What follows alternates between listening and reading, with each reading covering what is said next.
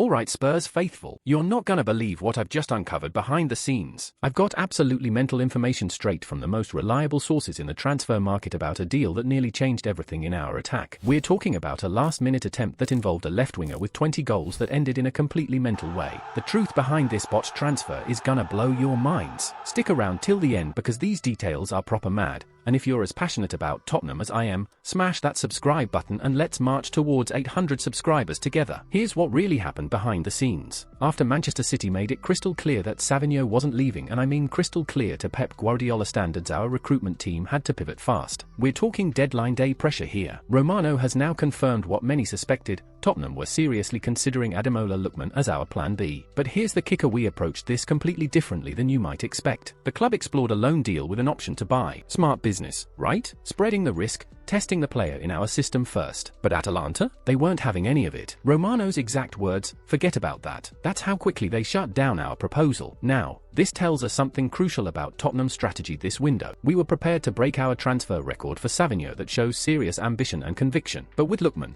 the approach was more cautious. A loan deal suggests the club saw him as a short-term solution rather than a long-term investment. Think about the tactical context here. Lookman operates primarily as a winger, similar to Savinho, but with different characteristics. He's direct, powerful, and clinical in front of goal. 20 goals last season proves that. But Thomas Frank's system demands specific attributes: pace, work rate, and the ability to press high up the pitch. What's particularly revealing is the timing of our interest. Sources close to the situation tell me that Tottenham only seriously pursued Lookman in the final 48 hours of the window. This wasn't a carefully orchestrated month-long pursuit like we saw with other targets. It was reactive recruitment, the kind that often leads to overpaying or settling for second-best options. The fact that we maintained our loan-only stance even under deadline pressure shows remarkable discipline from the new leadership structure. The broader context here is fascinating when you consider Tottenham's summer spending patterns. We've been methodical, strategic, and patient throughout this window. The Lookman situation perfectly encapsulates this new approach. We identified value, we made our offer on our terms, and when it didn't work, we moved on without panic buying. Compare this to some of our previous windows where deadline day desperation led to questionable decisions. Here's where it gets interesting from a strategic perspective. Fabio Paratici was reportedly pushing hard for this deal on deadline day. That suggests our former sporting director still has influence and connections, even in his current situation. But the financial reality speaks volumes. Even though Tottenham had the resources to meet Atalanta's valuation, we're talking about a club that was ready to spend big on Savinho. The decision to only offer a loan shows this wasn't seen as the solution. Atalanta position makes complete sense too. Lookman had an outstanding season, he's contracted until 2027,